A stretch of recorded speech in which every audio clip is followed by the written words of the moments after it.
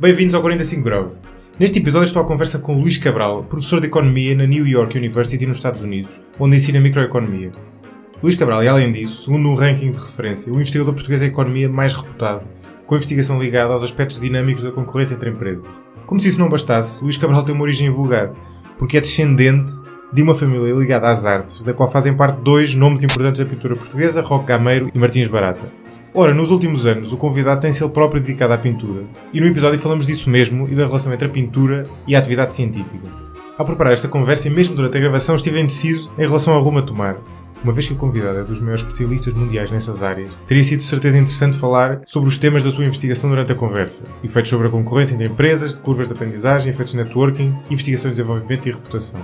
No entanto, como este é o primeiro episódio em que converso especificamente sobre a ciência económica, na verdade é o segundo sobre economia, mas o primeiro, com Pedro Baixo Teixeira, focou-se mais em questões concretas. Acabei por achar mais interessante aproveitar a presença de alguém que pensa esta disciplina para falar das bases da economia. Isto pode parecer mais superficial, mas na verdade é uma ótima conversa, sobretudo por mérito do convidado, que mostrou ser um pedagogo capaz de explicar em traços simples conceitos complexos. Mas enfim, chega desta conversa e vamos à outra conversa propriamente dita com Luís Cabral.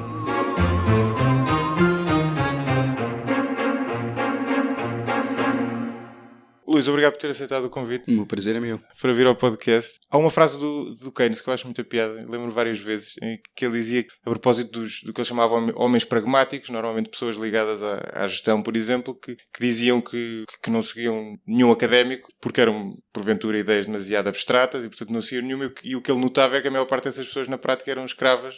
Ele chamava-lhes escravas de um economista qualquer de fundo. Que é uma observação que tem piada porque de facto é a realidade, não é? Ou seja, a pessoa não consegue... É impossível nós estarmos na vida e numa atividade como a gestão, por exemplo, sem ter determinados pressupostos em relação ao modo como funciona a economia. No seu caso, o Luís é um académico, portanto não tem problemas em ter referências. Uma pergunta que me ocorreu, pela qual era interessante começar, era perguntar-lhe se pudesse voltar atrás no tempo, com que economista é que gostava de se encontrar que não tenha sido do seu tempo, isto é, que já não fosse vivo quando o Luís estava a estudar, nomeadamente a fazer o doutoramento. É uma pergunta interessante, nunca tinha pensado nessa pergunta.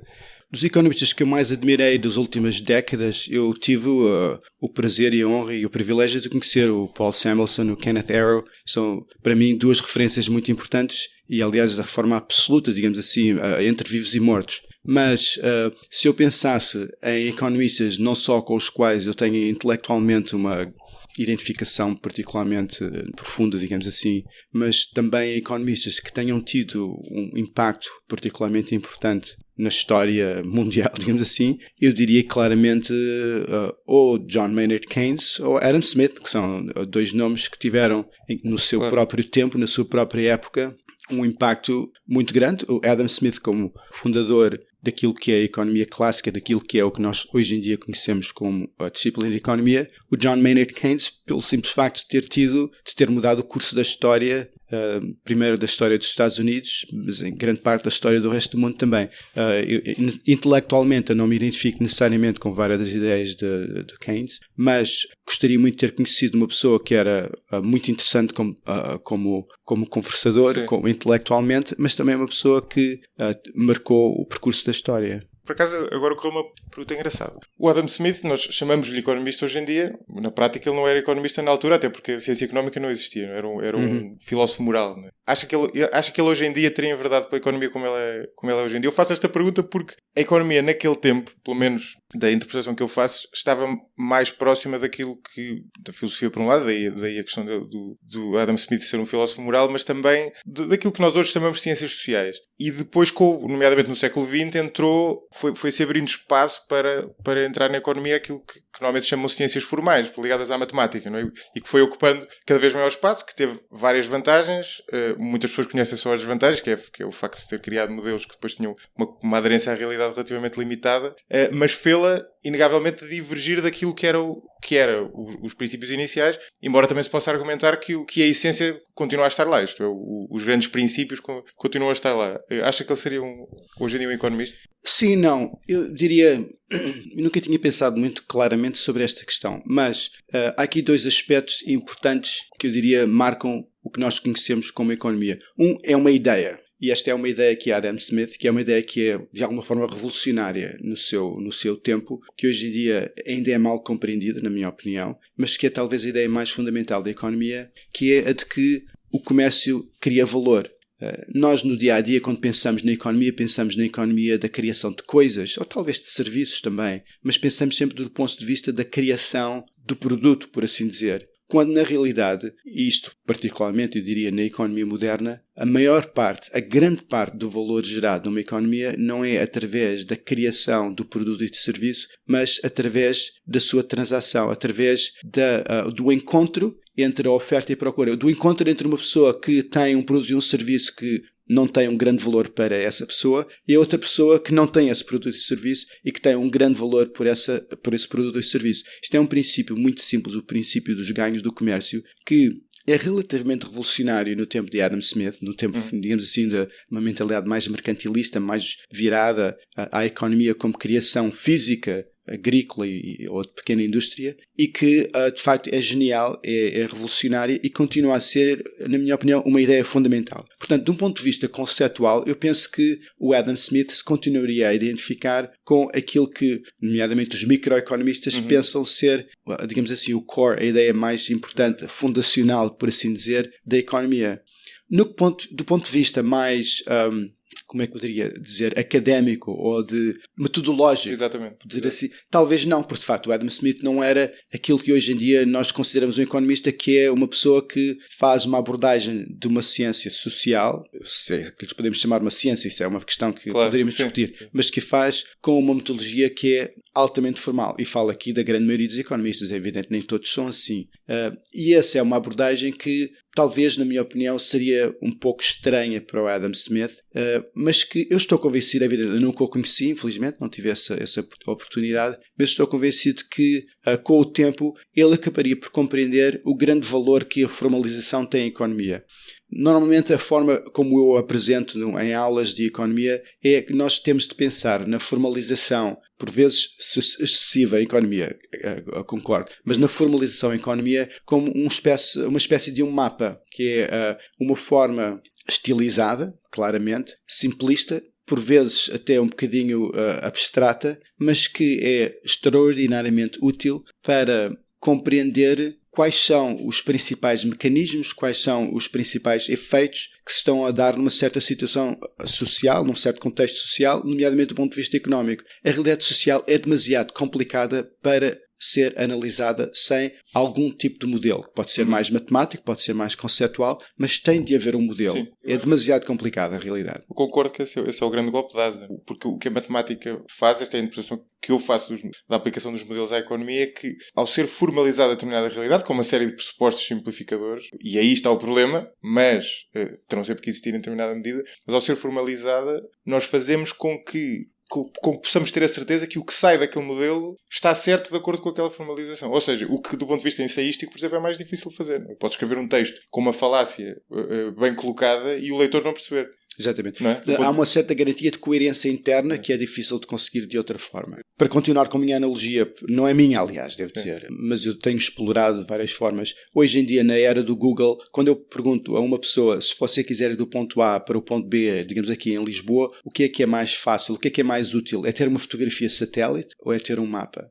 É verdade que a fotografia satélite é muito mais realista, digamos, uma representação muito pormenorizada e completa da realidade. Mas justamente essa riqueza da fotografia é que a torna pouco útil, porque há demasiada informação. Há demasiada informação numa fotografia para uma pessoa que apenas quer saber que rua é que eu devo levar. Eu prefiro de longe um mapa, que é uma representação altamente estilizada da realidade, em que as ruas são uma linha quando a gente sabe que a rua não é uma linha, em que faltam muitas coisas, não há as árvores que estão ali, não há carros que estão ali, mas isso torna muito mais útil a organização do pensamento, neste caso do pensamento, como chegar do ponto A ao ponto B. E, portanto, é essa coerência interna, desde que uma pessoa saiba ao longo de todo este processo que isto não é a realidade, isto é um mapa da realidade, claro. Isso pode ser um instrumento altamente útil. Agora, quais é que são os perigos? São dois perigos muito fáceis. Um é uma pessoa pensar que a realidade é o mapa. Tudo que existe é o que está ali, o que não é verdade. E a segunda é uma pessoa ter um mau mapa. há mapas que são maus. Isso é verdade.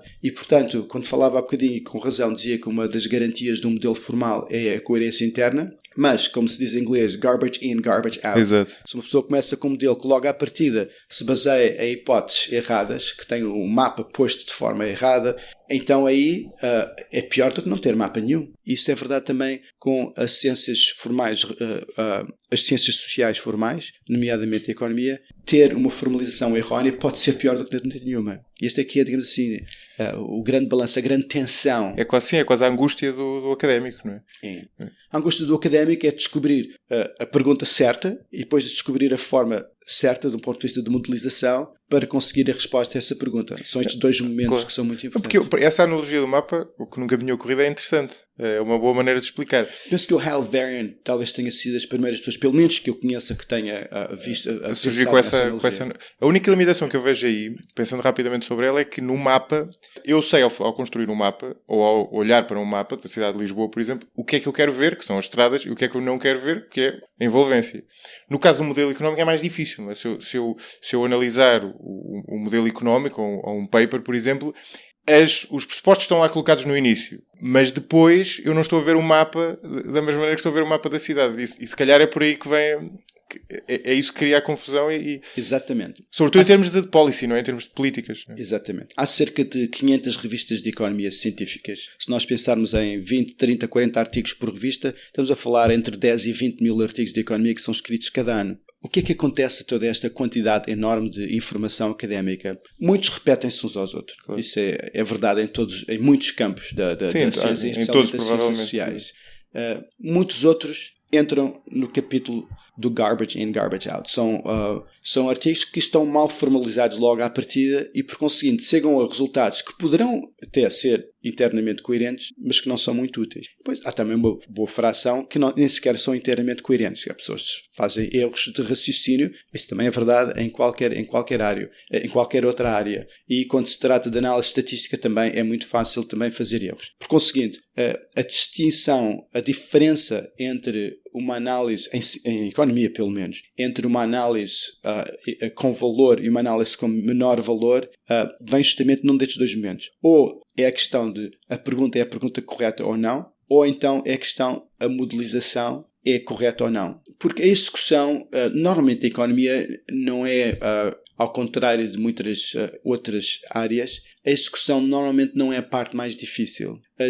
Digamos assim, o toolkit, as instrumentos, as ferramentas da economia, nomeadamente da parte mais formal da economia, são relativamente simples comparado com... Estão cristalizadas outras, também, se calhar. Estão muito cristalizadas. Nós utilizamos, não é como String Theory que utiliza semigroups ou o que seja. Não, nós utilizamos o cálculo matemático e a álgebra, que são instrumentos, são ferramentas que estão muito estabilizadas desde há 300 anos, pelo menos. Exatamente. Eu agora o Luís estava a falar e eu estava-me a ocorrer que uma das simplificações, que é talvez aquela mais conhecida e mais criticada, tem que ver com a racionalidade dos agentes, não é? Sobretudo em microeconomia. Não é? Aliás, aqui é importante, aliás, para quem nos ouve, fazer a distinção entre a microeconomia e a macro. A macro é a que analisa os grandes fenómenos, o desemprego, taxas de juros, inflação, e a microeconomia, que é aquilo de que estamos a falar, é que centra sobretudo no comportamento dos agentes, sejam os consumidores, sejam eles empresas, que é o enfoque até do seu trabalho, né? Da maioria do seu trabalho, e neste caso, essa racionalidade dos agentes é um dos pressupostos que é mais criticado, e percebe-se porque a partir do momento em que é a história do garbage in, garbage out, não é? A partir do momento em que eu assumo a racionalidade dos agentes e desenvolvo um modelo a partir dali, o modelo pode estar absolutamente correto, mas se os agentes não forem de facto racionais, temos ali um problema. E a economia comportamental tem o que foi beber alguma informação à psicologia, tem dado um contributo grande. Aliás, o Richard Thaler ganhou o Prémio Nobel recentemente, né, que no fundo foi o reconhecimento disso. E é um fenómeno interessante porque, no fundo, permite incluir nos modelos o facto dos agentes não serem absolutamente racionais e terem enviesamentos cognitivos, não é? Em muitos casos ligados ao nosso inconsciente, à maneira como se comporta. Eu gostava de saber a sua opinião em relação a isto, e já agora até de o confrontar com uma opinião que eu li recentemente, confesso que não me lembro de quem, que era não era bem uma crítica, mas era alguém que tentava colocar alguma nuance na euforia da economia comportamental, dizendo que é certo que existe já muito material em termos destes enviesamentos cognitivos, mas a isto ainda não deu lugar a uma teoria. Ou seja, uma teoria que de facto, um corpo coeso que se possa fazer substituir àquilo que existe do pressuposto da racionalidade dos agentes. Essa é uma pergunta bastante interessante E eu há pouco fazia esta analogia com o mapa, agora vou fazer outra analogia com outra área de conhecimento que é a física. Porquê é que é interessante esta comparação? Porque a física desenvolveu-se durante séculos, claro, com base num modelo que é conhecido, que é a mecânica clássica, a mecânica newtoniana, que funciona de uma forma extraordinariamente precisa para a análise de uma série de fenómenos, digamos, continuando com a analogia, que seriam os fenómenos macro, por assim dizer, da física. O princípio da inércia, as 3 leis fundamentais de Newton, de facto é um dos melhores e mais bonitos, mais belos, mais equilibrados edifícios, por assim dizer, do conhecimento humano. Mas, como é evidente, quando nós entramos na área da física quântica, reparamos que o modelo newtoniano falha completamente. E nós temos já um modelo bastante razoável e continua a haver, como é evidente, algum debate científico, físico, filosófico sobre algumas questões fundamentais da física quântica, mas o modelo de física quântica é um modelo diferente, em muitos sentidos, da mecânica clássica, que funciona muito bem na área da física quântica. Portanto, temos aqui 2 modelos que cada um deles funciona relativamente bem dentro da sua área de interesse, mas que começam a patinar, por assim dizer, quando nós começamos a entrar mais para fenómenos fora da sua área. E, portanto, no caso da mecânica da física, depois depende mais ou menos do nível de agregação de partículas que estamos a falar. Se nós começamos a entrar num nível de agregação suficientemente grande, que já corresponde ao nível macro, então aí a mecânica clássica entra e funciona perfeitamente. E há o princípio da correspondência que justamente corresponde, por assim dizer, a essa transição entre o quântico e o macro, por assim dizer, na física. E também aí, no caso da física, há esta procura, digamos assim, este Holy Grail da teoria única, que não sei se alguma vez a conseguiremos, mas não vai ser nos próximos anos. Claramente, isto de facto, tem sido uma das grandes buscas da ciência. Até que ponto é que é importante ter essa teoria única para que a física continue a funcionar? Não sei, quer dizer, para a maior parte dos efeitos práticos, e quando digo prático não digo apenas da engenharia, de construir foguetões e satélites, etc., mas também para efeitos práticos académicos do desenvolvimento da física como ciência, o facto de não haver uma teoria única não tem sido o travão para o desenvolvimento nas suas várias áreas, quer da física, não é? Claro. Quer de uma, quer de outra. Quer de uma, quer de outra. E, por analogia, eu diria que existe claramente, nos departamentos de economia das universidades, existe espaço para economistas que continuem a trabalhar no modelo clássico, por assim dizer, do homem racional, e para os economistas que continuem a desenvolver teorias alternativas, por assim dizer. Eu não gosto nada da expressão economia comportamental, porque toda a economia é comportamental. Claro. Quer dizer, o que eu faço ao utilizar modelos de racionalidade económica é tentar estudar o comportamento dos agentes. Portanto, eu também trabalho em economia comportamental. Mas, enfim, é uma terminologia que já ficou e neste momento... Sim, já não há nada a fazer. Já não há nada a fazer. Mas, como dizia, penso que existe perfeitamente espaço para ambas as abordagens. Penso que, com razão, que seria ótimo se nós tivéssemos uma teoria única. Eu duvido que alguma vez tenhamos uma teoria única, porque, como dizia o Kenneth Arrow, que foi uma das pessoas com que tive o privilégio de dialogar e de falar sobre algumas destas questões, existe apenas um modelo de comportamento racional, mas existem múltiplos modelos de comportamento racional. Portanto, esse é um dos problemas que nós temos com a abordagem chamada comportamental. E a contribuição que a psicologia tem tido para, enfim, abrir horizontes tem sido ótima, mas também criou este problema, que é, na prática, nós estamos um bocadinho quase como jogando ténis sem rede, como dizia o Mark Blau. Quer dizer, não há aqui não há muita disciplina na economia comportamental. Há apenas uma série de exemplos. Sim, é empiricista, não é? Ou seja, baseia-se em determinadas observações, mas que podem... É isso que o Luís dizia, não é? A pessoa tem uma teoria, a partir do momento em que larga essa teoria e entra neste campo, chamemos-lhe comportamental, há de repente um sem fim de hipóteses comportamentais. Não é? Se não é racional, é o quê? Qual é o tipo de enviesamento que tem, não é? Porque a partir desse momento torna-se difícil. Eu julgo que essa crítica que eu li tinha que ver com isso. E a outra teoria que eu tenho a esse respeito é que as pessoas, uma das críticas que se fazem muito sobre o modelo da economia racional é que não tem capacidade de previsão. Está demonstrado, quer dizer, nós na física nós conseguimos prever com uma precisão extraordinária a trajetória de um projétil, por exemplo, mas a economia, com esse tal modelo de economia racional, não vamos a lado nenhum. Isso está também demonstrado, não é só a crise, sempre foi assim. E estou convencido que essa é uma comparação injusta e incorreta, mais do que injusta. Porquê? Porque, se nós pensarmos bem, a capacidade de previsão tem muito menos a ver com a natureza humana do problema, isto é, a distância entre ciências comportamentais, isto que inclui não só a economia como também outras, e ciências chamadas exatas, que tratam de objetos não comportamentais. Esta distância, na minha opinião, é muito inferior à distância entre modelos simples e modelos complexos. Isto é, há anedota que se conta que Deus criou os meteorólogos para que os economistas não ficassem assim tão mal. Se nós vamos falar de capacidade e facilidade de previsão, um macroeconomista não está muito longe de um meteorologista. Hoje em dia, a previsão do tempo, tudo que é para além de 4, 5 dias, eu não sei agora exatamente como é que está, depende também muito do ponto do mundo em que nós estejamos a falar. Sim, mas o ponto de corte é relativamente próximo. O ponto de corte é relativamente próximo e a previsão a várias semanas é relativamente pior do que a previsão de muitos agregados de macroeconomia, mas muito pior. Porquê? Vamos lá ver, a meteorologia, no fim de contas, é um modelo de física clássica, é termodinâmica, do ponto de vista conceitual, nós percebemos perfeitamente, são equações de Navier-Stokes que nós temos de saber resolver, só que o modelo é tão complexo em termos de número de variáveis e número de objetos, isto é mais do que um three-body problem, isto é o número de corpos que estamos aqui falando é enorme, que torna a capacidade de previsão muito difícil, torna pequenas diferenças em situações iniciais, levam a grandes diferenças no estado do modelo em T mais 5, T mais 6, e, portanto, o problema não é num caso estamos a falar de moléculas de ar e no outro caso estamos a falar de pessoas, o problema é que num caso estamos a falar de modelos muito simples e modelos muito complicados. Em microeconomia está demonstrado, quando nós tratamos de contextos que são relativamente simples, como seria o contexto em física de deixar cair duas esferas da Torre de Pisa,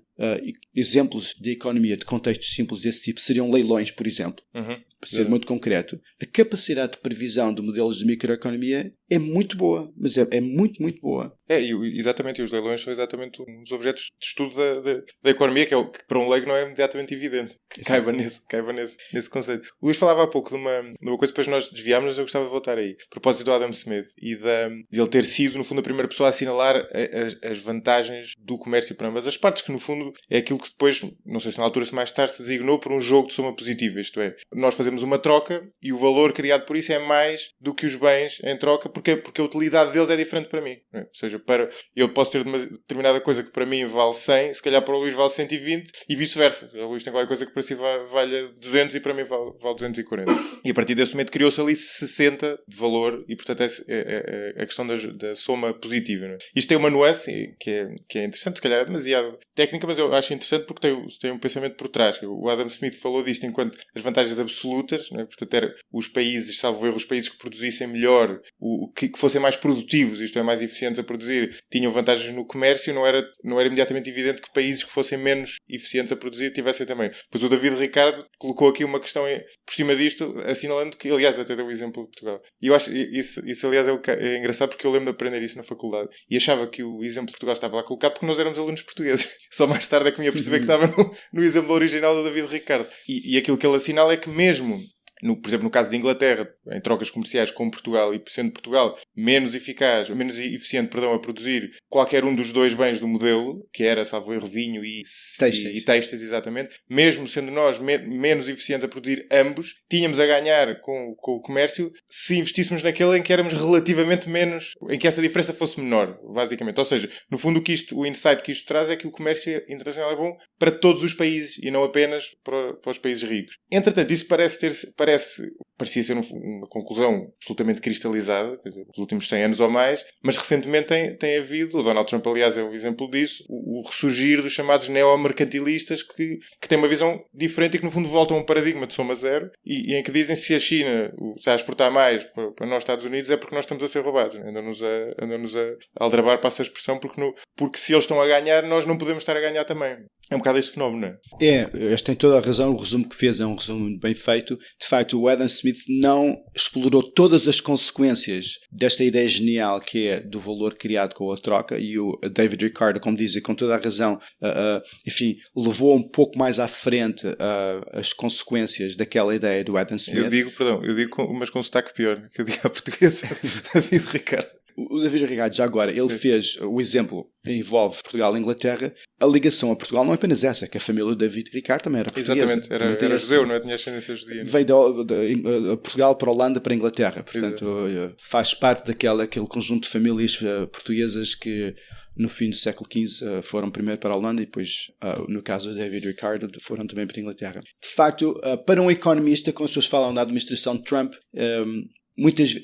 muitas coisas que preocupa as pessoas, essa é uma delas, que é uma das características de muitos movimentos populistas do século XX e agora também do século XXI ou tem a ver ou correspondem a uma incompreensão básica do fenómeno de ganho de troca, do fenómeno de que a globalização tem de facto vários problemas e nós conhecemos esses problemas, mas corresponde também a um valor fundamental que é a aplicação deste princípio de ganhos de troca ao nível internacional. Mas lá ver, a ideia do Adam Smith aplica-se a muitos níveis. Aplica-se a duas pessoas numa determinada economia. Um tem uma banana, um tem uma laranja. Exato. O que tem a laranja gosta mais de banana, o que tem banana gosta mais de laranja. E no momento em que eles trocam uma laranja por uma banana, ficam os dois melhores, embora não se tenha dado nenhuma produção, por assim dizer, física naquele momento. E se calhar o aumento de valor que se deu naquele momento é muito maior do que o valor que haveria se cada um ficasse com a fruta que não gosta. Portanto, este princípio é um princípio universal. Aplica-se a um nível muito local e aplica-se também a um nível muito global, como seja a economia mundial. E que tem um impacto brutal. Se a pessoa analisar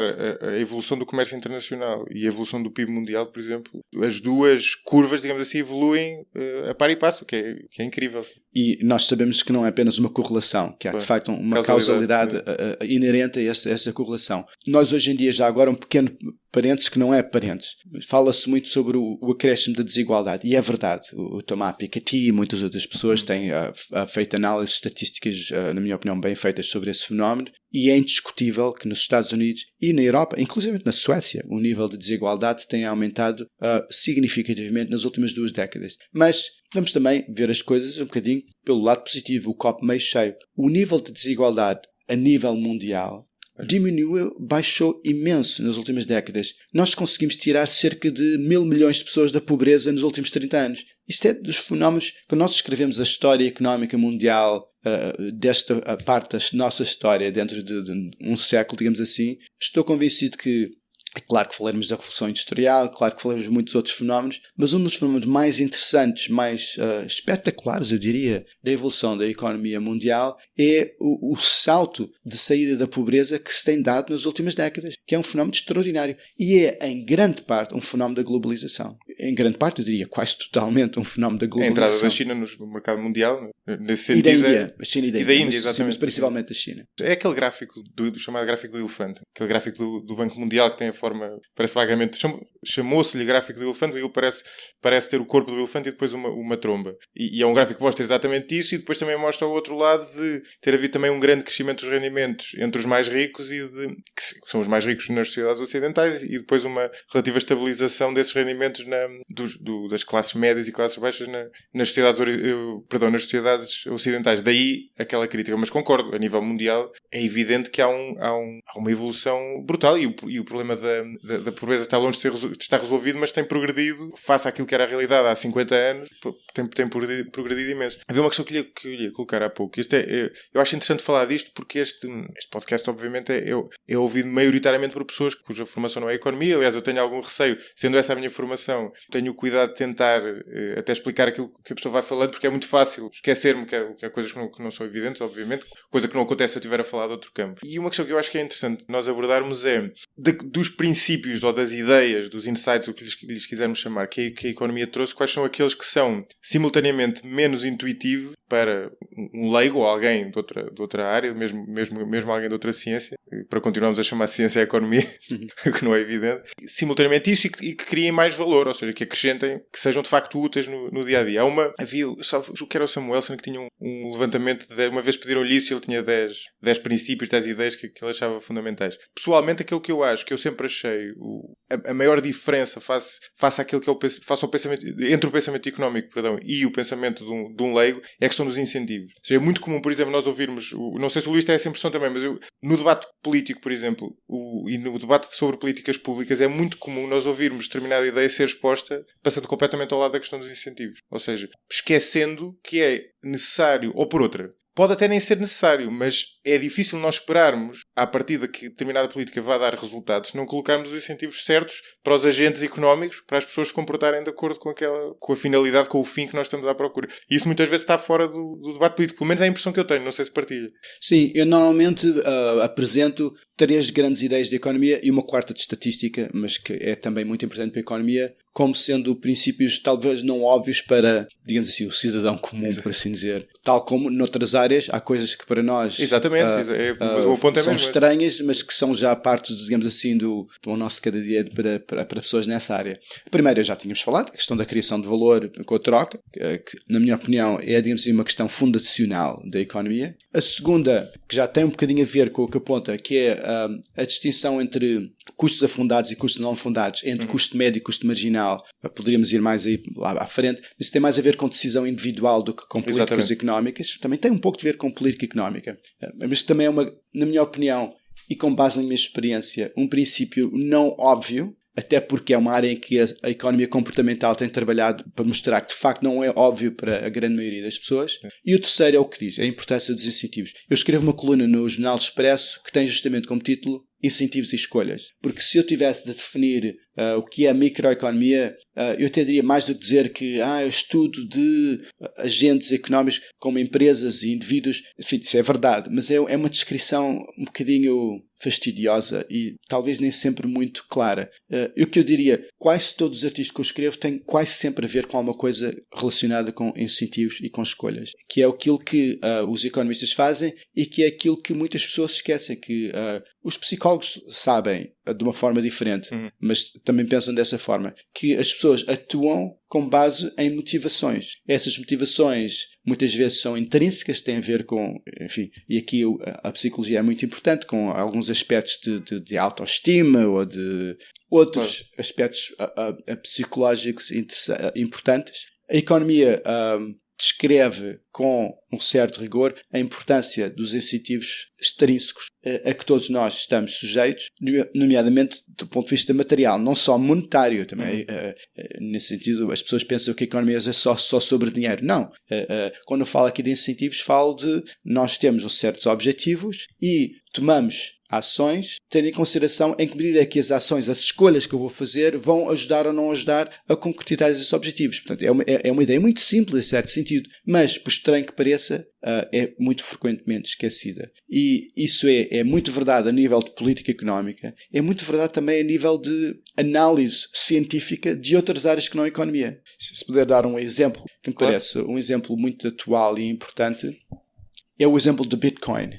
E das cryptocurrencies em geral, mas em particular as que utilizam blockchain. Eu nem sei qual será a terminologia em português, de modo que continuarei com a terminologia em inglês. Em muitos sentidos, o fenómeno de blockchain e os fenómenos das criptomoedas são muito interessantes. A ideia de ter uma alternativa à economia atual e às moedas atuais, enfim, há um aspecto romântico até sobre tudo isso.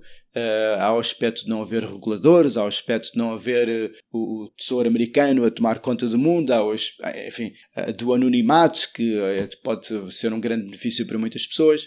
Mas, ao ver, um fenómeno importante que faz com que Bitcoin funcione é justamente o fenómeno da blockchain, isto é o facto de haver um registro descentralizado de operações e de haver agentes descentralizados que façam a verificação dessas operações. Ora, este processo é um processo altamente custoso e um dos motivos, aliás, o principal motivo porque custa tanto, não é um custo administrativo, é um custo justamente criado artificialmente, por assim dizer, para conseguir evitar a possibilidade de fraude dentro do sistema.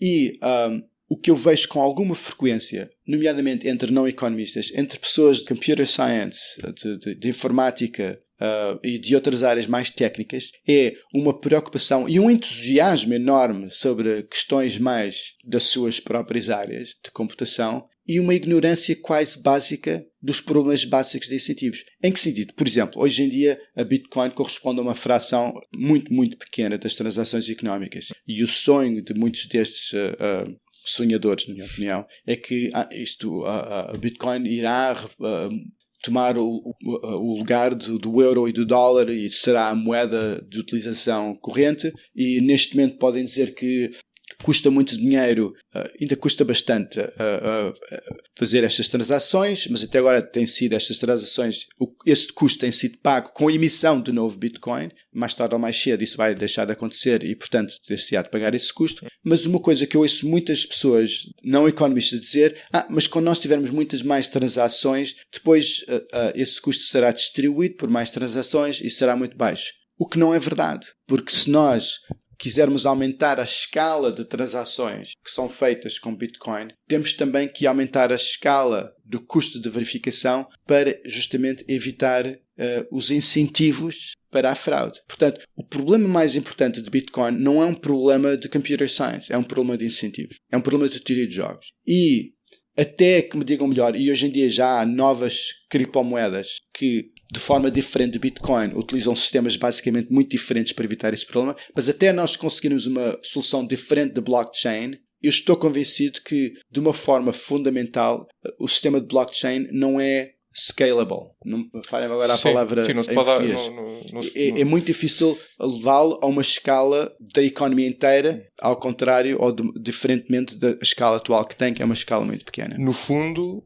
traduzindo isto em economês, o grande problema é que o custo não é fixo, ao contrário do que acontece de certa forma com o sistema atual, da moeda atual, mas é o custo variável, ou seja, ele vai variando com a escala proporcionalmente e, portanto, tenderá a aumentar e a deixar de funcionar numa escala grande. Eu estou um bocadinho aqui a resumir as coisas, claro, porque há aqui várias margens de manobras. Por exemplo, uma pessoa também poderá aumentar o tempo. Uma forma de aumentar o custo é aumentar simplesmente o tempo que demora a fazer essa verificação, mas aí o que eu digo é que a tecnologia de blockchain, como é utilizada com a Bitcoin, é ótima para muitas coisas, mas não como moeda. É ótima, por exemplo, como registro de propriedade. Exato. Eu acho que será uma das aplicações mais naturais e que claramente será adotada mais tarde ou mais cedo, porque se eu faço uma transmissão de propriedade, se eu tiver de esperar 3 dias, não é o fim do mundo, porque eu não compro uma casa todos os dias. Uhum. Agora, quando se trata de transações económicas, ter de esperar vários dias, ou mais até, para conseguir a verificação dessa transação, isso vai muito contra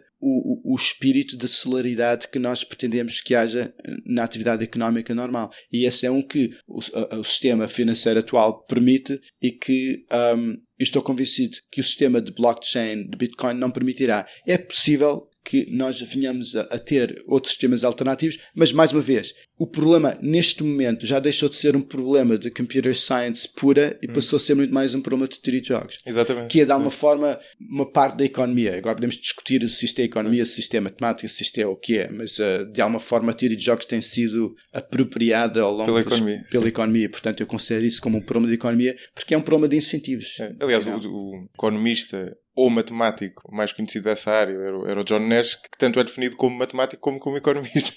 Ganhou o prémio Nobel e a medalha Abel. Exatamente. Portanto, isso mostra que no fundo a área surgiu entre os campos. Já vamos à teoria dos jogos, que é um tema interessante. Ainda a propósito da blockchain, daquilo que o Luís diz, eu desprendo ceticismo em relação às criptomoedas no geral, não necessariamente em relação ao método por trás delas, que no fundo é um método que, não sendo necessariamente eficiente, ou seja, não sendo necessariamente barato, para simplificar, é eficaz, ou seja, ele traz de facto benefícios de eficácia. Aliás, daquilo que eu consigo perceber, o blockchain funciona basicamente mantendo registros múltiplos, e ao manter registros múltiplos elimina o risco, ou torna praticamente residual o risco de um determinado registro ser apagado. De uma base de dados, por exemplo, de uma conta bancária ou de uma determinada troca, e ao cada transação fica registada em locais múltiplos e em muitíssimos locais, e isso cria confiança no sistema de que aquela transação não será esquecida. Não é? No fundo é assim que funciona, mais ou menos. Sim, mas isso é a parte de computer science. Exatamente. Isso é a parte técnica. Isso é a parte que está muito dominada, muito bem dominada, e que de facto é muito inteligente. O problema que eu estou mais interessado, claro, é o problema de eu criar duas transações paralelas, por exemplo, eu dizer que paguei a mesma unidade de Bitcoin a duas pessoas e tentar furar o sistema, por assim dizer, o que eu conseguiria se eu conseguisse dominar um número suficiente de computadores que estivessem a fazer o proof of work, não sei qual é a tradução em português. E isso é um problema de teoria de jogos. É probabilístico, porque há uma certa probabilidade de eu conseguir fazer isso. E, hoje em dia, se nós estamos a falar de um certo valor que está em questão, os meus incentivos para fazer isso são X. Se o valor que estiver em questão for 10 milhões de vezes X, então os incentivos para fraude aí começam a ser muito maiores também, não é? E não é uma questão puramente teórica. Até agora não houve fraude no Bitcoin. Houve roubos, mas isso é uma coisa diferente. Isso não tem a ver com o sistema do blockchain per se. Tem a ver com questões de hacking de computadores. Mas não houve fraude. Mas, considerando especialmente que uma grande percentagem, não sei se é um terço, se é metade, se é o que é, dos computadores que estão neste momento a fazer a verificação estão na China, portanto estão relativamente concentrados também geograficamente, não é despiciente a possibilidade de que possa vir a haver, de facto, essa fraude. Sim. Essa fraude. Portanto, o meu ceticismo não é em geral em relação a criptomoedas. Estou falando concretamente sobre blockchain, que tem uma forma concreta de fazer essa verificação. Há centenas de novas moedas que têm sido criadas cada dia, não é cada ano, nem cada mês, nem cada semana, é cada dia. Muitas delas não vão a lado nenhum. A grande maioria, como é evidente, não vai a lado nenhum. Eu tenho sido contactado por várias pessoas que queriam que eu fosse consultor. Eu não tenho esse por fato, eu não percebo o suficiente para ser consultor deste tipo de problemas, mas que propõem mecanismos diferentes, resumido e concluindo, em que levam o problema de incentivos muito mais a sério e o tornam muito mais central, na minha opinião, do que Bitcoin faz hoje em dia. Claro. Pois, porque a última análise é um problema de gestão da venda de um produto que não pode passar à margem desse tipo de considerações. E o Luís falava da teoria dos jogos, que eu acho que é talvez dos temas, para quem já entrou em contacto com eles, sendo fora da economia, é dos temas mais misteriosos, mas que ao mesmo tempo eu acho que fascina muitas pessoas que são de fora. Se calhar até pelo nome, que em português até mais do que em inglês tem um nome um bocado bizarro, né? Teoria dos jogos, parece que estamos a falar de outra coisa. Eu não sei se o Luís quer definir rapidamente, para que vai-se fazê-lo de certeza melhor do que eu, do que é que se trata antes de falarmos um bocadinho sobre isso. Bom, a teoria de jogos em matemática e economia sempre houve dois grandes ramos que criaram grande confusão. Há uma parte da matemática que é a teoria combinatória dos jogos, que é talvez aquilo que está mais próximo do que as pessoas pensam, que é a análise do xadrez, ou do jogo das damas, ou de jogos de cartas, que no fim de contas é a análise de problemas de análise combinatória e probabilística, que tem um interesse matemático concreto, mas tem relativamente pouca aplicação à vida real. Depois há outra área, que é a área que foi mais apropriada pela economia, que é, no fim de contas, a análise formal do comportamento estratégico, isto é, a análise formal de situações comportamentais em que existe uma interação entre agentes. Isto é, se eu estiver a pensar, devo comprar uma laranja ou uma banana, isto não é um problema de teoria de jogos, porque ninguém está interessado para além de mim se eu vou comprar uma laranja ou uma banana. Isto é um problema de decisão.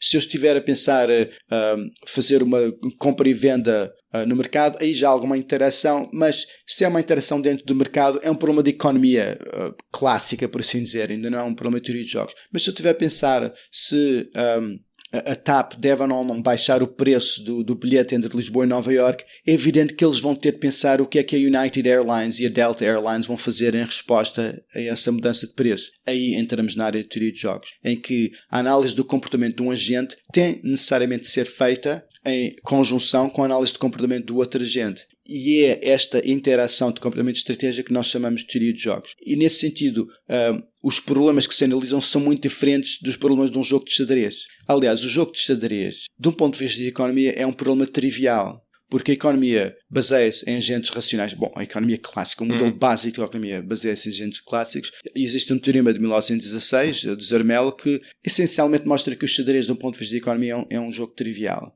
Porque ou as brancas ganham sempre, ou as pretas ganham sempre, ou o jogo é sempre empatado. Nós ainda não sabemos. Porquê? Porque o xadrez não é, na realidade, um jogo trivial. É um jogo tão complicado que nós não conseguimos ainda, de um ponto de vista de análise combinatória, não conseguimos resolver esse problema. Por isso é que ainda é um jogo interessante, de um ponto de vista não conhecemos as possibilidades real. todas. Agora, do ponto de vista de teoria de jogos pura, em que se considera que os agentes são racionais e têm capacidades de computação ilimitadas, é um jogo trivial, não há nada a dizer. Porque, o que é que são as situações de teoria de jogos que são interessantes? São as situações em que existe informação, assimetria de informação, em que o que um jogador sabe o outro jogador não sabe. São situações em que existem múltiplos períodos que levam a situações de influências intertemporais e retaliação, como era o exemplo que eu falava há pouco da United Airlines e da TAP, e são situações em que os jogos muitas vezes não são de soma nula, como é o xadrez. Para eu ganhar é preciso que o outro jogador perca, não há outra hipótese, mas que são jogos que podem ser de soma positiva. Por exemplo, a TAP e a United Airlines podem fazer parte da Star Alliance e chegar a um acordo que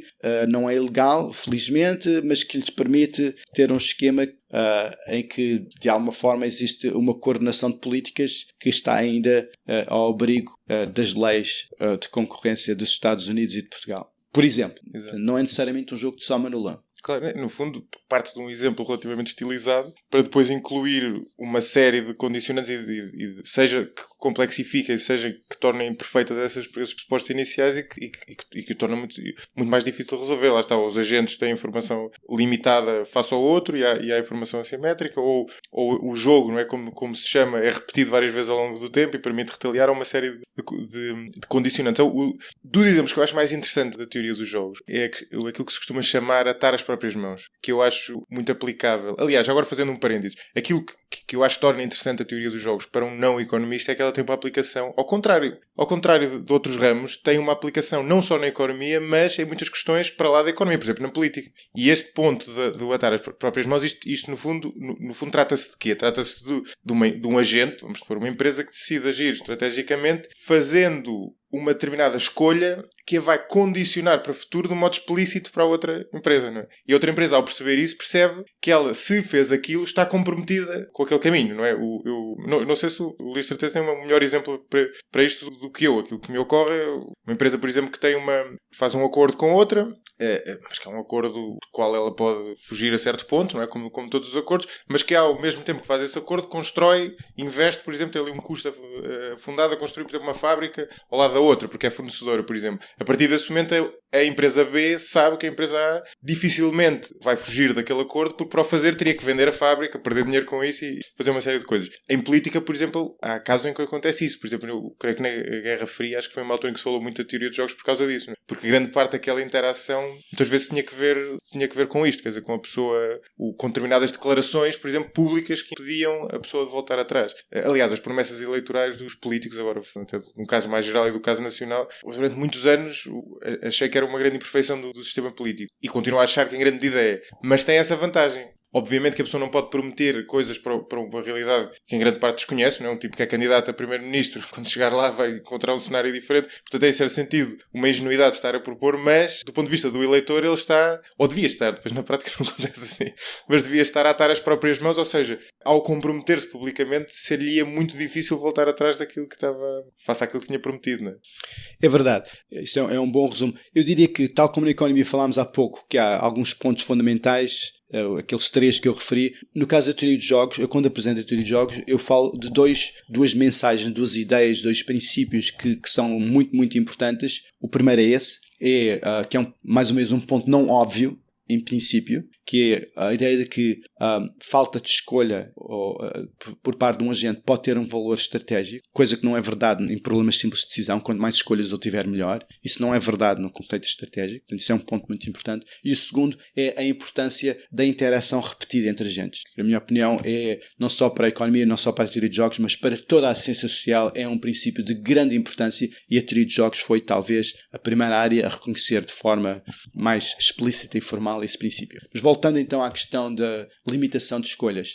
Diz, e com razão, que a teoria de jogos tem, historicamente, antes de se chamar teoria de jogos, estes princípios têm tido uma grande aplicação em outras áreas, como a política, no litígio em tribunal, na guerra, e por aí fora. Exemplos típicos, o que indica é um bom exemplo. Eu posso concretamente torná-lo ainda mais específico. Há um caso que é frequentemente utilizado em economia, é o caso da DuPont, no mercado titanium dioxide, dióxido de titânio, creio que será essa a tradução em português, em que o que eles fizeram foi justamente, enfim, isto demoraria mais algum tempo a descrever o exemplo, mas aumentaram a capacidade de produção que eles tinham para valores muito, muito, muito acima do que iriam necessitar nos seguintes 10 anos. Isto não é apenas em interpretação, vai-se a saber isso porque está nas atas das reuniões do Conselho de Administração da DuPont, que o único motivo porque eles construíram ou criaram um aumento de capacidade tão grande, tão rápido, foi justamente para provocar a saída de concorrentes, coisa que veio a acontecer. E, portanto,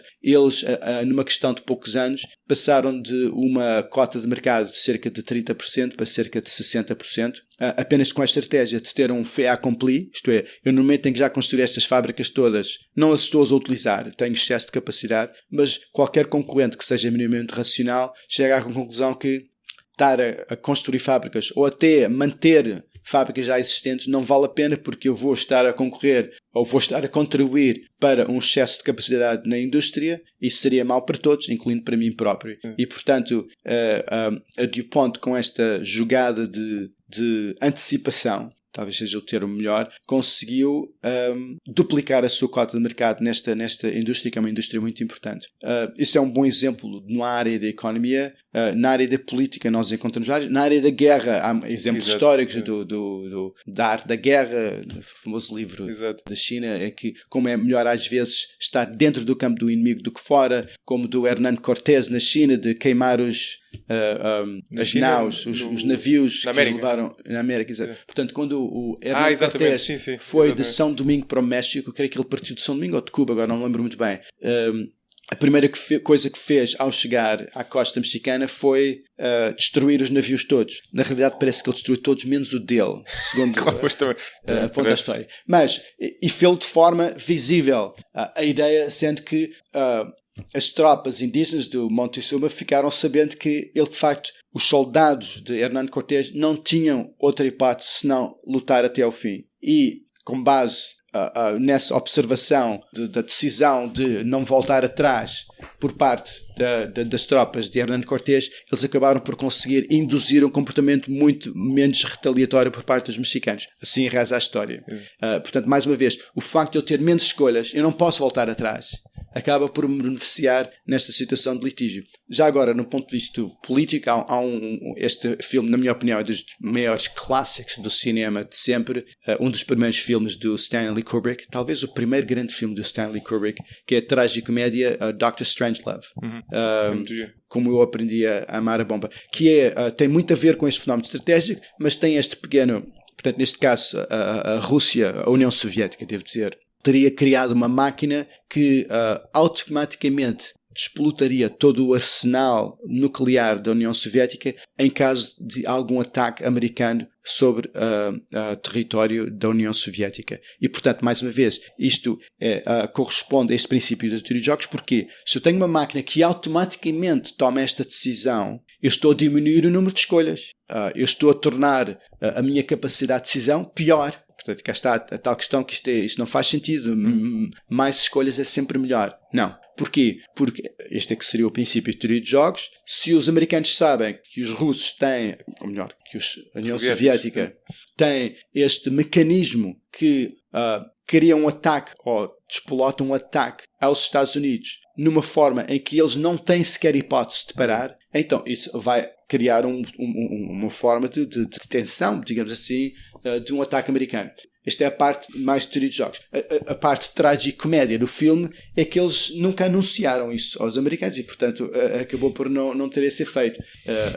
Era que o Dr. Strangelove era aquele que tinha um braço que fazia a saudação nazi, não era?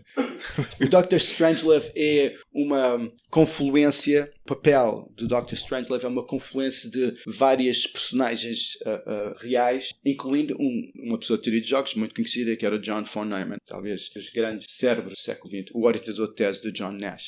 Mas o que é um bocadinho, é uma confluência porque o von Neumann era judeu e era tudo menos nazi, como é evidente. Ele fugiu da Hungria por causa do nazismo. Mas é uma aplicação interessante. Entretanto, depois da queda da União Soviética em 89, 90, 91 concretamente, vieram-se a descobrir muitos papéis e muitos documentos e, por estranho que pareça, por incrível que pareça, existia de facto um projeto de uma espécie de Doomsday Machine, de uma máquina que conseguisse criar este mecanismo. Nunca foi aplicada, nunca foi criada, mas existia. Encontram-se documentos, não sei se na KGB ou onde é que estavam, que mostram que isto, embora o filme, como é evidente, com o Peter Sellers, que tem 3 papéis nesse filme, é totalmente ficção, mas pelos vistos havia uma base de realidade naquela ficção. Portanto, este princípio da teoria de jogos, que menos opções podem ter valor estratégico, é um princípio prevalente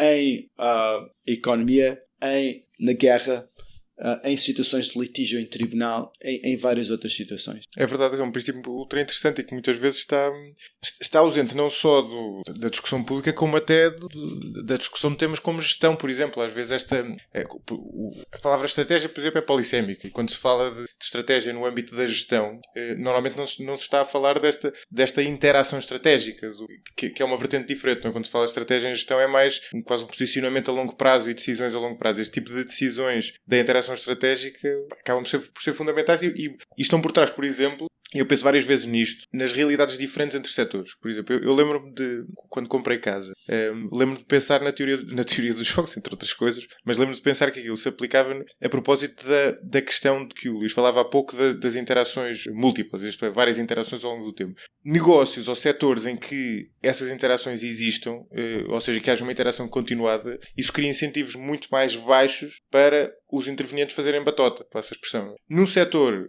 em que a interação pode ser única, há um incentivo enorme para fazer batota. Isto é, há um incentivo enorme para tentar capturar o máximo do valor que está ali a ser gerado para nós, em detrimento do outro interveniente. No mercado da habitação, isto é, no mercado imobiliário, a minha impressão é que isso acontece muito, porque vamos por exemplo, um agente imobiliário. É evidente que o agente imobiliário que está a vender, que está a apresentar uma casa a um cliente, isto é, o cliente será o vendedor da casa, é um possível comprador da casa, pode até ficar a conhecer a pessoa e pode vir a fazer muitos negócios com ela. Mas o mais provável é que não venha a fazer. E, portanto, o incentivo não é para tentar criar ali um negócio que possa alimentar negócios futuros, mas sim para tentar extrair daquele negócio o máximo possível. Ao contrário de outros setores. E, aliás, eu acho que isso é uma ineficiência do mercado imobiliário que é difícil de contornar, entre outras coisas. É verdade, mas nesse sentido eu diria que o mercado imobiliário é mais a exceção do que a regra dentro da economia. E já que falamos disso, eu considero esse talvez o segundo ponto mais importante que a teoria de jogos nos traz, que é, mais uma vez, se nós pensamos na teoria de jogos como o xadrez e as damas, estamos a falar de jogos de soma nula, então isso não tem muito interesse. Mas a grande maioria das situações reais de interação entre agentes são jogos de soma positiva. E então aqui é que entra este segundo ponto importante da teoria de jogos e que é, na minha opinião, um ponto fundamental para compreender o fenómeno social, não apenas do ponto de vista económico e não apenas na transação económica, mas num contexto muito mais vasto, é que a grande maioria das interações entre agentes na sociedade moderna não são contratuais no sentido formal da palavra. Nós falamos muito de contratos, mas na prática nós temos muitas situações de interação económica ou não económica em que o contrato não existe, nem sequer um contrato verbal. Como é o exemplo deste. Como o exemplo desta nossa interação aqui. Isso é muito comum e muitas vezes são jogos que, embora sejam jogos de soma positiva, são jogos que têm aquilo que em teoria de jogos se chama a estrutura do dilema de prisioneiro. Outro ponto importante da teoria de jogos, isto é, são jogos em que existe, como dizia há pouco, um incentivo unilateral em fazer batota de alguma forma, isto é, em não atuar de acordo com o que foi estabelecido contratualmente, de uma forma explícita ou implícita, mas de uma forma que mais interessa aos interesses pessoais de um jogador. A vantagem da repetição da interação entre os agentes é que permite que uma relação contratual implícita se possa criar sem necessariamente recurso a um contrato formal. Isto é, eu como empresa, eu compro normalmente aquele fornecedor e nós temos um entendimento entre nós que o pagamento é a 15 dias, mas às tantas, se calhar, nem sequer existe um contrato formal que indique isso. Ou muitas vezes até depois há uma exceção que é feita, olha, agora nos próximos 3 meses eu gostaria de pagamento fosse a 10 dias porque estamos aqui com problemas financeiros. E ele diz, muito bem, sim senhor. E há um aperto de mão, há um telefonema, mas não há nenhum contrato formal que é feito aqui assim. Este tipo de situações é muito, muito frequente na economia moderna e, felizmente, nós não temos de ir a tribunal para conseguir pôr em prática este tipo de relações. Porque eu sei que se eu agora não pagar a 10 dias como tínhamos chegado a um acordo, aquela pessoa, o meu cliente ou o meu fornecedor, com o caso que seja, não me vai poder pôr em tribunal porque não existe um contrato, nem sequer não se pode demonstrar que existe um contrato verbal, portanto não existe evidência deste acordo. Agora, o que eu posso fazer é nunca mais trabalhar com esta pessoa. E esta ameaça, digamos assim, da quebra de uma relação pode ser a forma mais eficiente de conseguir chegar a um equilíbrio que de outra forma não seria um equilíbrio de forças num contexto, como dizia, não só da economia, como de muitas outras áreas da interação social. Este é um princípio muito, muito importante da teoria de jogos que se baseia nos chamados jogos repetidos, isto é, na análise de situações de interação contínua, repetida ao longo do tempo entre agentes económicos. E no caso, há um caso que Salvo Erro é citado frequentemente, que é o caso do Japão, em que as interações mesmo entre empresas funcionam muito menos na base de contratos do que acontece no Ocidente, porque eles têm simplesmente relações históricas entre as várias empresas, não há um fornecedor que tem quase uma relação quase até familiar no limite, não é? Porque já está tão enraizada, mas que não está sequer contratualizada. Sim. E funciona exatamente à base disso. Não é? E nós há vários outros exemplos com piada, por exemplo, no chamado Diamond District em Manhattan, portanto, o negócio de diamantes está muito centralizado em Manhattan, em Antuérpia e em Tel Aviv. Nova York é um dos grandes centros, ali em Midtown Manhattan. As transações que são feitas entre os dealers de diamantes diariamente são transações de milhares e milhares de dólares, estamos a falar aqui de objetos de grande valor, sem contratos formais. Sim, incrível de facto. E portanto, nunca houve um processo de tribunal relacionado com estas transações diárias de diamantes. E portanto, aqui sim, o que acontece é que se trata de um mercado que está altamente dominado por um grupo étnico muito concreto, que são os judeus. Aliás, muitos até são judeus assírios, que dentro digamos assim, do grupo étnico é até bastante restrito e homogéneo, e em que, por conseguinte, esse enforcement, digamos assim, essa aplicação do contrato é muito mais fácil. Como dizia até, muitas questões não necessariamente familiares, mas pelo menos dentro de um grupo muito homogéneo e muito restrito geograficamente. Outro exemplo com piada de que eu ouvi falar há algum tempo, os motéis nos Estados Unidos é uma indústria que está altamente dominada por indianos. Não só por indianos, mas por indianos do Gujarati, portanto é uma área muito específica da Índia. Não fazia a mínima ideia disso. E a ideia é que eles ajudam-se mutuamente, mais uma vez, muitas vezes sem necessariamente recurso a contratos formais, e o que as pessoas sabem é que, para dizer a coisa aqui um bocadinho de piada, se eu depois não pago o dinheiro ou se não retribuo o favor que foi feito, depois lá o outro jeito vai dizer à minha mãe no Gujarati, que está, e depois aquilo tudo lá é acertado, há ali formas de acertar contas, por assim dizer, claro, entre as famílias daquela zona restrita do Gujarati. Portanto, esta ideia de teoria de jogos depois aplica-se não apenas à interação entre dois agentes concretos, mas também em pequenas comunidades. Isto é uma área da teoria de jogos que está muito desenvolvida, que é a implementação de acordos em pequenas comunidades. Homogéneos.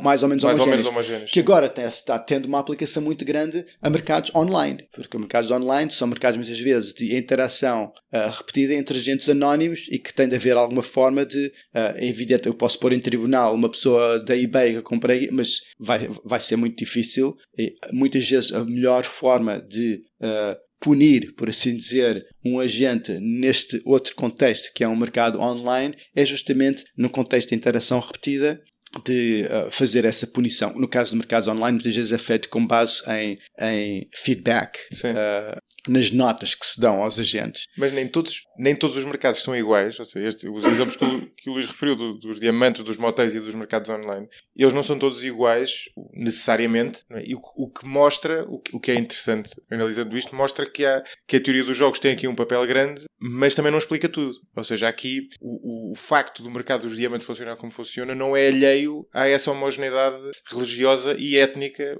naquele local. E isso lembra de uma questão que eu falava aqui há uns episódios atrás com o Pedro Magalhães, cientista político, que é um tema que eu acho fascinante, que é a questão do capital social, que é estudado normalmente por sociólogos, mas que tem uma aplicação enorme à economia e que tem que ver com a confiança entre as pessoas. E isso há duas questões interessantes a propósito disto. Uma que ele salientava, que é a rigidez enorme ao longo do tempo desta variável, chamemos-lhe assim, e outra é a correlação enorme que tem com o nível de desenvolvimento económico, ou até económico ou social. Ou seja, em economias em que as pessoas confiam, têm confiança entre si, permite, lá está, gerar trocas que geram o grosso desse valor e que permite gerar desenvolvimento económico. Aliás, embora não seja um caso extremo a nível mundial, Portugal é um caso extremo, no sentido negativo, a este nível na Europa. É um caso em que há um nível de capital social relativamente reduzido. Ele dava um exemplo, aliás, engraçado, que nunca me ocorreu. E o Luís tem de certeza essa experiência dupla, que é um tipo aqui em Lisboa anda no trânsito e de repente chega a um cruzamento onde normalmente até tem aqueles quadriculados amarelos. Que para supostamente a pessoa não avançar e ir para lá. O que toda a gente faz é avançar. Porque não confia que o carro que está à sua esquerda ou à sua direita naquele cruzamento não vai fazer o mesmo. Não é? Ele dava isso como uma espécie de proxy para o nível reduzido de capital social, que eu achei interessante porque é de facto bem gizado.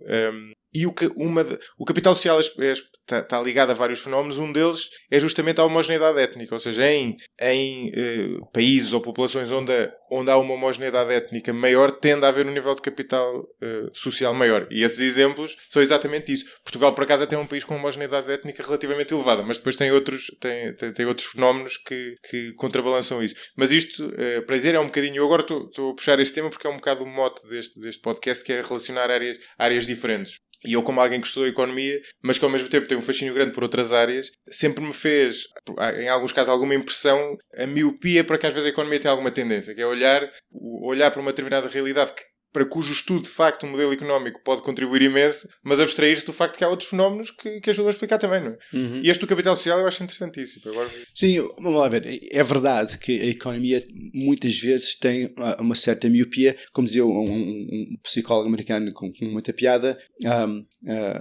para quem a única coisa que tem é um martelo, tudo que aparece à frente parece um prego. Exato. Porque uma pessoa, quando tem um instrumento, há um certo enviesamento de que os economistas não são os únicos. Não. Que todas as pessoas têm a sua área. Eu, às vezes, falo com pessoas que trabalham em biologia de evolução e em que tudo, em que eles veem no dia a dia, até as coisas mais corriqueiras, tem uma explicação de evolutionary dynamics, o que pode ou pode não ser verdade. Claro. Muitas vezes não é verdade, claramente no sítio mais estrito, até porque a dimensão temporal em que os fenómenos se dão não seria compatível, pelo menos com o modelo mais central e nuclear da evolução. Bom, mas isto é um pormenor à parte. Portanto, esse enviesamento existe muito. Mas, falando agora concretamente destas áreas de transição entre a economia e outros campos de interesse, como seja a ciência política, eu penso que, apesar de todas as críticas que são feitas, algumas com razão, já há um número considerável de economistas que estão suficientemente abertos ao facto de haver, de facto, muitos aspectos do fenómeno social que são igualmente, se não mesmo mais importantes. Por exemplo, uma das questões mais interessantes dentro de outra área da economia, que não é a minha área, mas é uma área que me interessa muito, que é a área do desenvolvimento, de facto, é uma em certo sentido, teria necessariamente de ser das questões mais importantes da economia. Como é possível que alguns países estejam tão desenvolvidos e outros tão pouco desenvolvidos? De facto, quando uma pessoa começa a pensar nesses termos, é difícil não pensar nisto.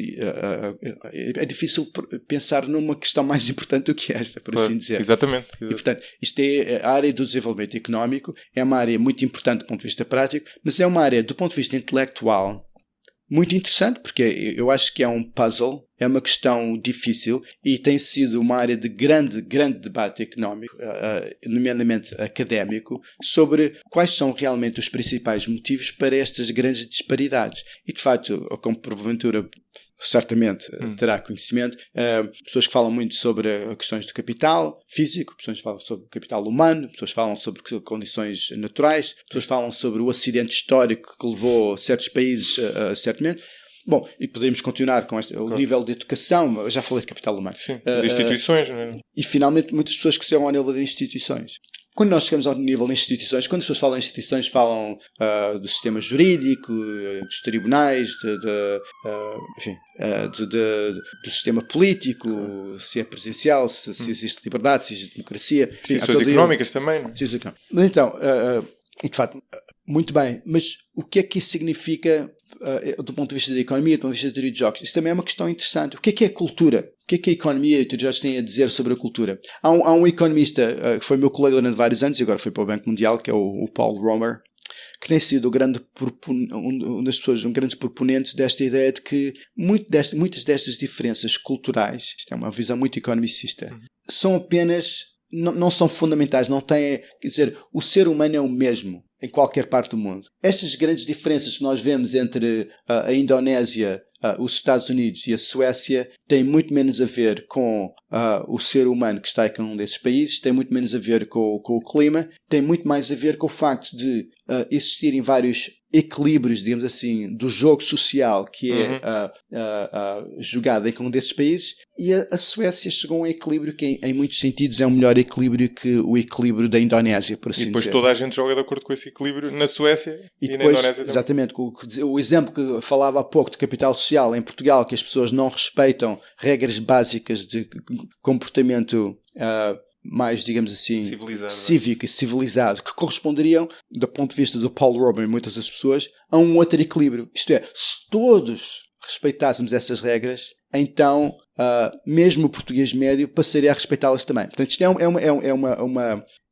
uma corrente muito forte. É um bocadinho, desculpa interromper, é a corrente do Acemoglu, não é? Em certo sentido também. Sim. Aliás, o Luís tocou em dois temas que são os meus temas preferidos.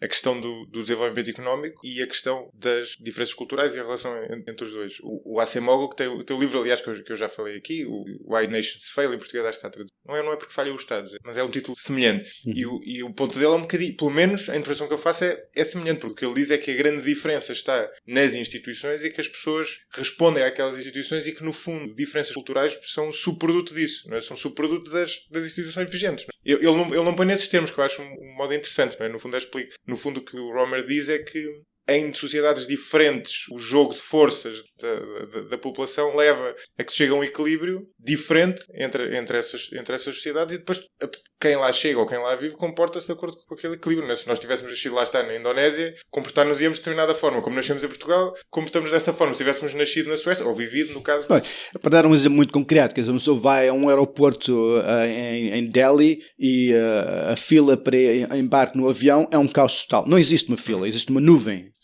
Mas se nós formos ver o comportamento de pessoas da Índia num aeroporto na Suécia, eles de facto estão ali na fila com todas as pessoas e respeitam civicamente.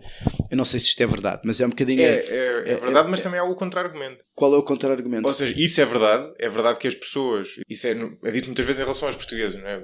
Há aquele elogio barato que se faz dos portugueses que os políticos muitas vezes fazem, e dá o exemplo de que os portugueses lá fora são extremamente bem-sucedidos e por aí dentro. O que é verdade, obviamente. Mas também há outra observação que é difícil casar com esta, que é, existem de facto alguns grupos étnico-culturais, chamemos-lhe assim, que tendem a ser persistentemente bem-sucedidos ou persistentemente mal-sucedidos em vários países diferentes, não é? Sim, isso é verdade. Pois eu não estou a tomar partido aqui. Eu sei que não está claro. Isto é um exemplo do argumento de Paul Romer. E já agora, a Zé com certeza tem conhecimento desta ideia, mas acho que vale a pena falar. O Paul Romer, muitas pessoas têm falado desta perspectiva. Eu referi o Paul Romer por um motivo muito simples, porque é das poucas pessoas que têm tentado pôr em prática as suas ideias, não é? Não é simplesmente um académico. E, portanto, a ideia do Paul Romer das chamadas Charter Cities é a ideia de criar dentro de países subdesenvolvidos, ou em desenvolvimento, como se deve dizer agora assim, criar uma pequena zona franca, digamos assim, uma zona separada, em que se cria de uma forma quase clínica, por assim dizer, instituições que correspondem a um melhor equilíbrio, entre aspas, do modelo social, e depois tentar, a partir dessa experiência piloto, por assim dizer, espalhar o equilíbrio para o resto do país. Ele tentou fazer isso nas Honduras, esteve até muito próximo, o governo das Honduras a certo ponto até inclusive aceitou destacar uma parte do território para conseguir isso, ter uma constituição separada, ter instituições separadas, mas a coisa acabou por ir por água abaixo. É difícil politicamente, não é? É muito difícil politicamente. Mas a ideia que as pessoas têm, a ideia que pessoas como o Paul Romer têm, é que o fenómeno de Singapura é um fenómeno, isto é, etnicamente, as pessoas que vivem em Singapura não são diferentes, não, são muito semelhantes às que estão ali muito próximo na Malásia ou que estão na China, e no entanto, o sistema, as instituições, a economia funcionam de uma forma muito diferente na Singapura do que a 50 km de distância na Malásia, não é? Diz, e com razão, e eu não poderia concordar mais, que sim, este é um argumento, esta é uma perspectiva, mas há de facto outra perspectiva, e de facto há muitos contra-exemplos que mostram que a cultura é muito mais do que um equilíbrio. E já para não falar, na minha opinião, em questões de ética e de moral.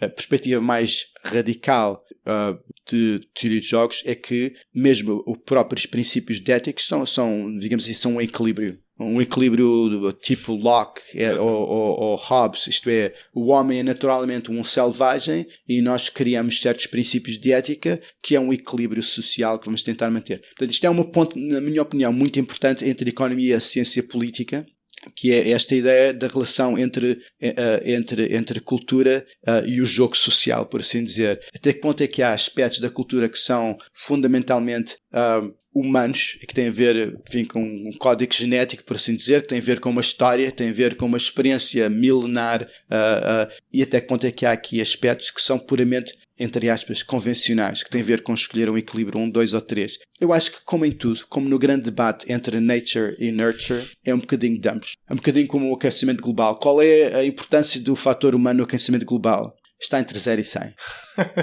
Eu acho que as pessoas dizem que é 100%. Não é 100%. Claramente há aqui muito fenómeno também circunstancial deste período da história, mas claramente é superior a 0.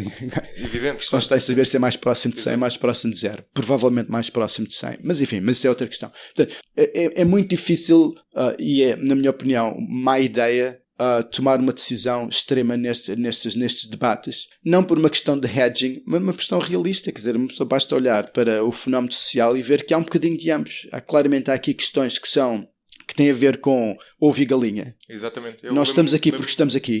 Lembro frequentemente dessa. Mas também há diferenças que são fundamentais. Quer dizer, dizer-me que a diferença entre um sueco e um indonésio é simplesmente que um joga um equilíbrio 1 e outro joga um equilíbrio 2. Please. É curto, não é?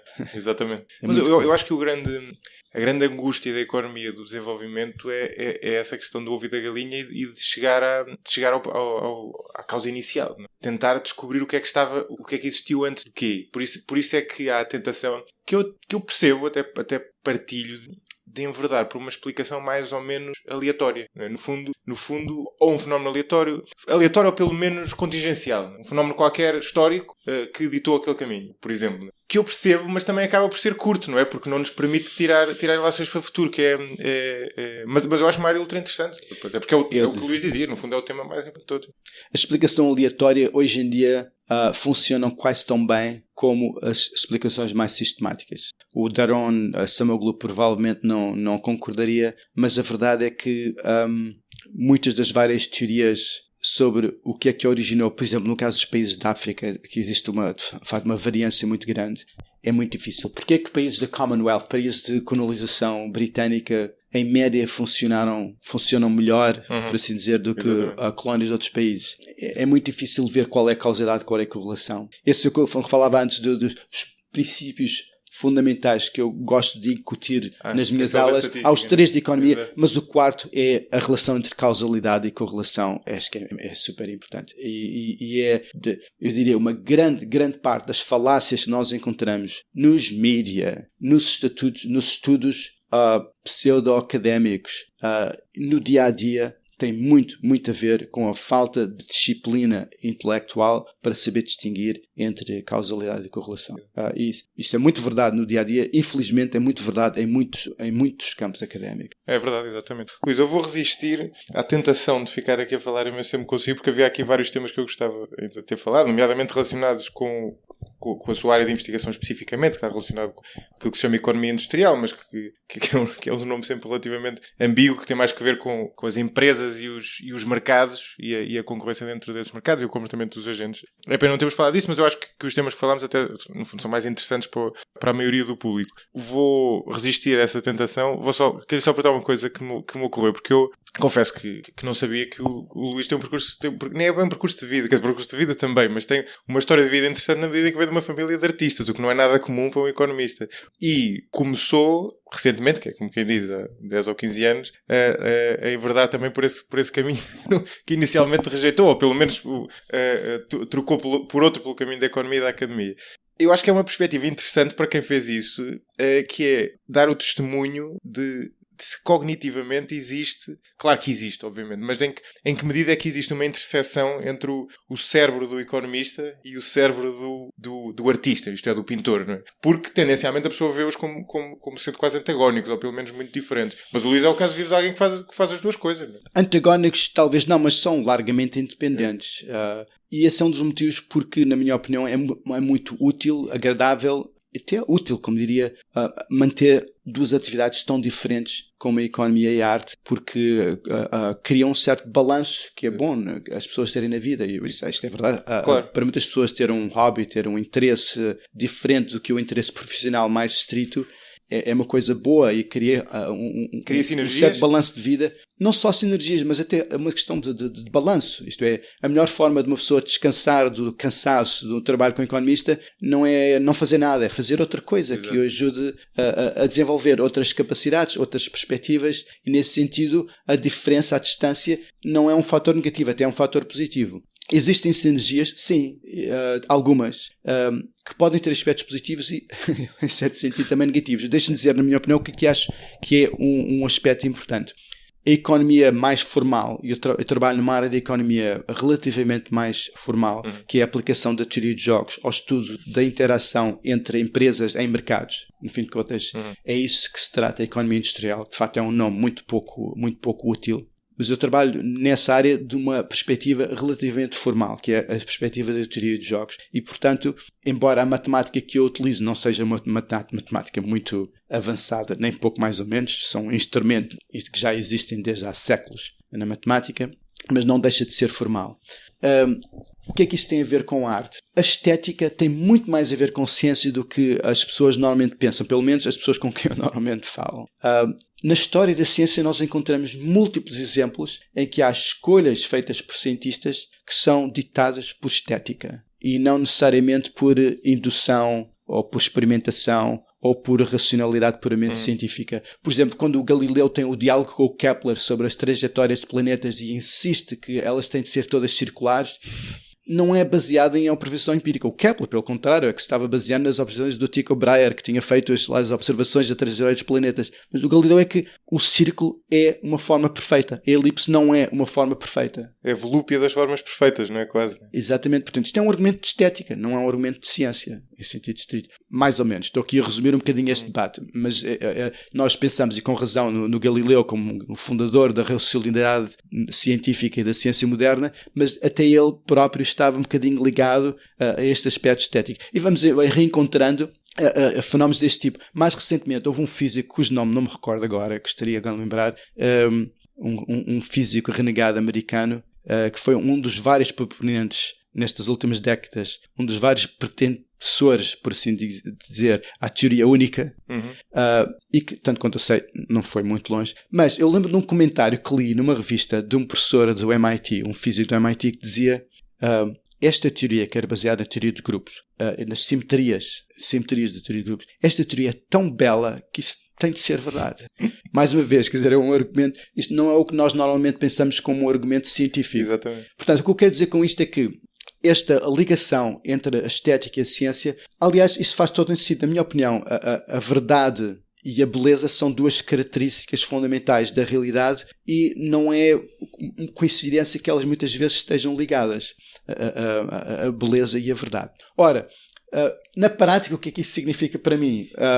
Muitas vezes eu sinto-me demasiado apegado à questão da estética da análise formal. De facto, há matemática bela e há matemática feia, é verdade? Infelizmente, nem sempre a matemática bela é mais eficaz para a solução de um problema concreto. E nesse sentido pode haver aqui uma sinergia negativa entre este apego à estética e o apego à ciência. É um pouco como as pessoas dizem que, não é o meu caso claramente, mas que ter um ouvido absoluto que pode ser das piores maldições que uma pessoa pode sofrer. Isto é, a pessoa que tem um ouvido absoluto consegue reconhecer uma frequência de uma forma exata, não apenas de uma forma relativa, como nós temos numa escala musical, mas de uma forma exata. Isso significa que se houver um piano que estiver afinado, digamos assim, no sentido comum da palavra afinado, isto é, que as notas estão às distâncias de frequências corretas, mas não à distância absoluta, uma pessoa tem um ouvido absoluto, é uma maldição, E alguns, por vezes, pode ser uma maldição a pessoa estar tão preocupado com a questão estética que acaba por ficar enviesado, não é? Ou seja, estar ficar um sujeito a bocadinho algum enviesado na análise científica. Mas, à parte disso, o que significa para mim é uma forma de descansar de uma atividade com outra. Mais do que qualquer outra coisa. Esse é um insight interessante, porque a pessoa, de facto, descansa o cérebro. A melhor maneira de descansar é... E isso também não é mentira para a atividade física, não é? A melhor maneira de descansar uma parte do cérebro é utilizar a outra. E não necessariamente não fazer nada. Mas eu acho muito engraçado o Luís falar dessa aquilo que eu estava a chamar a volúpia da estética. Sabe onde é que eu noto isso distintamente? Um grupo que é provavelmente residual na Europa, mas que tem algum peso. Nos Estados Unidos, que são aqueles economistas alternativos, chamados economistas libertários, portanto, que são absolutamente extremistas no modelo, por exemplo, do padrão ouro, por exemplo, e não haver Banco Central, uma série de coisas. Para mim, eles têm claramente essa volúpia por uma estética de um modelo ultra estilizado. E quanto mais simples, melhor. Exatamente. Infelizmente, a realidade social e do homem nem sempre se apraz a essa simplicidade. Enfim, é verdade. Pode ter um inconveniente. Este que eu dizia da unicidade global entre o belo e o verdadeiro. Eu acho que tem uma base real, mas também temos de saber ver isso com perspectiva. Sim, os modelos simples são atraentes. Eu falo pessoalmente, atrai-me também, tenho algum cuidado com essa questão. Luís, obrigadíssimo, foi uma ótima conversa. Um prazer. O prazer foi meu. Pode ser que voltemos a falar um dia, ficaram aqui uma série de temas por falar. Obrigado. Têm gostado dos últimos episódios? Se ainda não o fizeram, subscreva o 45 graus na vossa aplicação de eleição, no vosso smartphone, tablet, etc. Se gostarem mesmo do podcast, convido-vos também a partilhá-lo com amigos e a avaliá-lo no iTunes.